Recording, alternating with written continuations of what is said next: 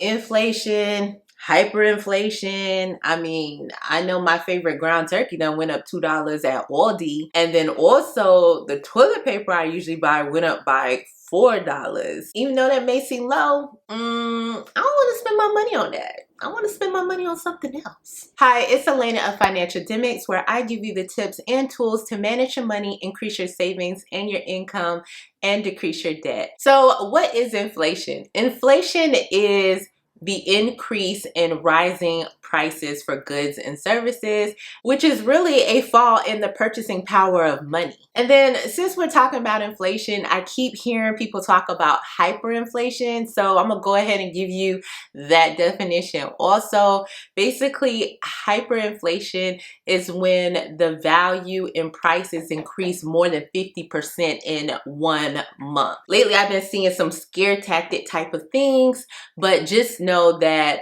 for hyperinflation, something has to increase by 50%. I'm not saying that's not going to happen, because clearly a lot is happening that we didn't realize was going to happen. So we're going to talk about a few things you can do to inflation-proof your household. The first thing you can do is track your spending and really pay attention to what you're spending.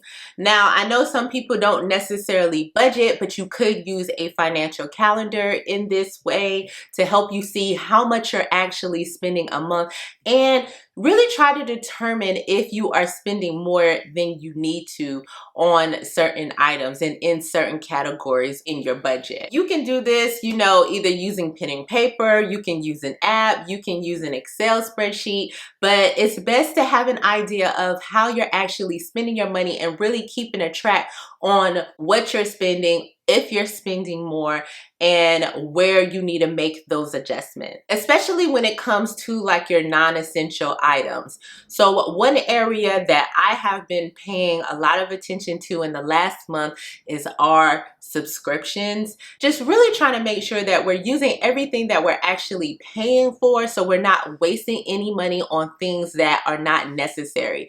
Especially, like I said, when the groceries that we buy or the necessities that we buy are increasing in price. And since I mentioned groceries, it's really a great time to hone in on your grocery budget. That is the section of your budgeting that can just go left and really throw off your numbers for the month.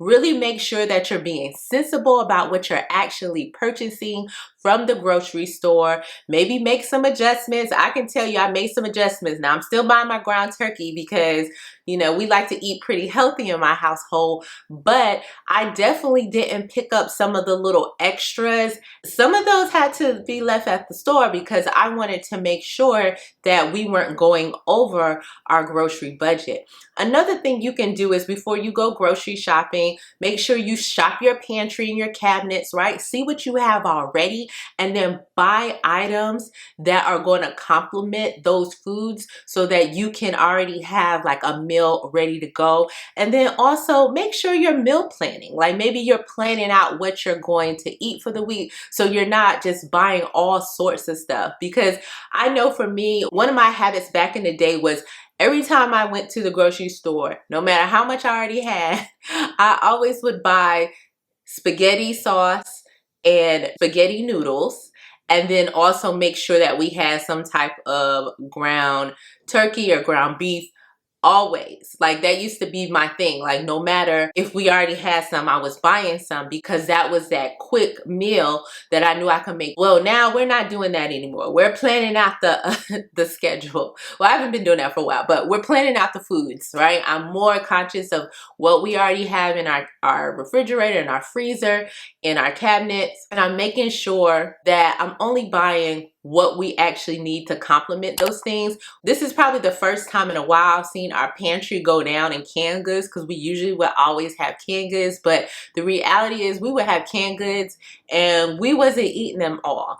Or, you know, we would buy things for the kids. They say they gonna eat them, but they don't eat them. Well, guess what? I'm not buying those anymore, because you don't eat them. they're still there. Why do we still have all this brown rice? Because they don't eat them. Make sure you are really honing in on your grocery budget and not buying anything that's not really a necessity. And look, there are some non-essentials that you do like to have. I'm not saying don't get those, but if you can hone in on those other things that you really don't buy, then the non-essentials is not really going to be a big deal. So now let's talk about your debt. So with inflation, we know, interest rates have been rising, but with your debt, yes, that can affect you. If you have good credit, one thing you can do is look into other credit cards if you have credit card debts and see if they're offering 0% balance transfers, because what that is going to allow you to do is to be able to transfer that money over and continue to pay off that debt. Now, that's something you do if you're disciplined, okay? Let's be real with who we are. If you're disciplined, this is what you're going to do, because I don't want you to transfer your money over and then go charge that other card back up again.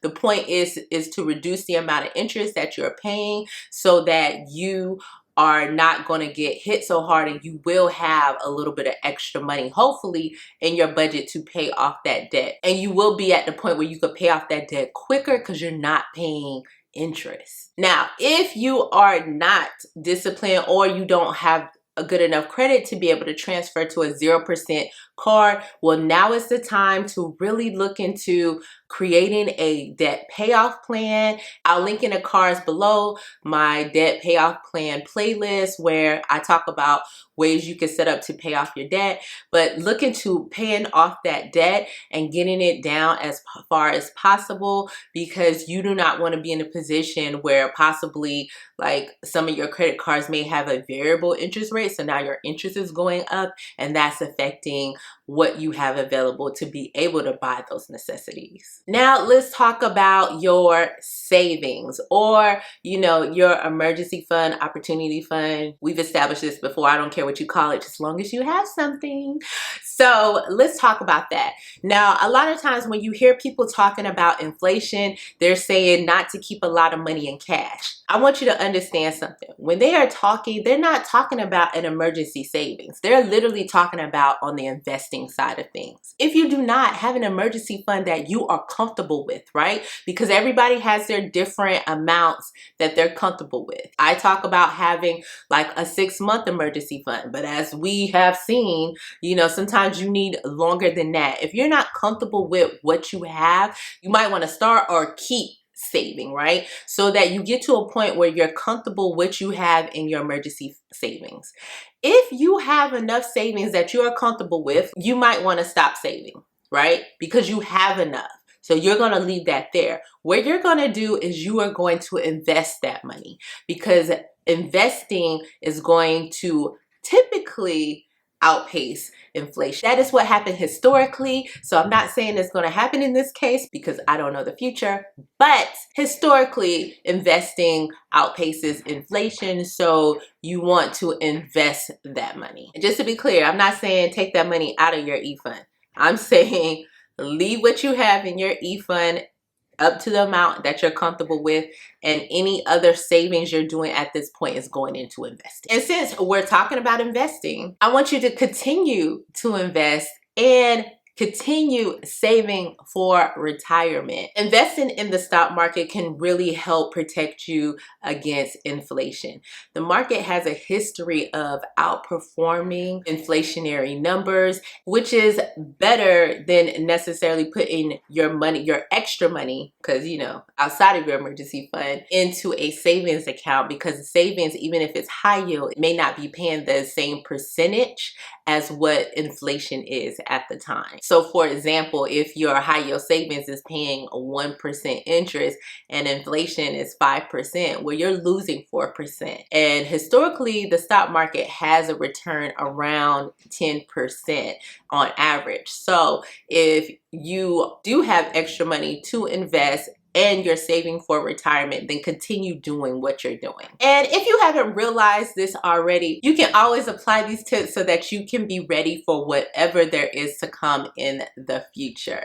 So in the comments below, let me know how you are preparing yourself for inflation, what you're doing differently in your household. If you like this video, go ahead and hit the thumbs up button, please. It is free and it helps get my video out to more people. And if you are looking to create a plan to pay off your debt, then check out this playlist right here.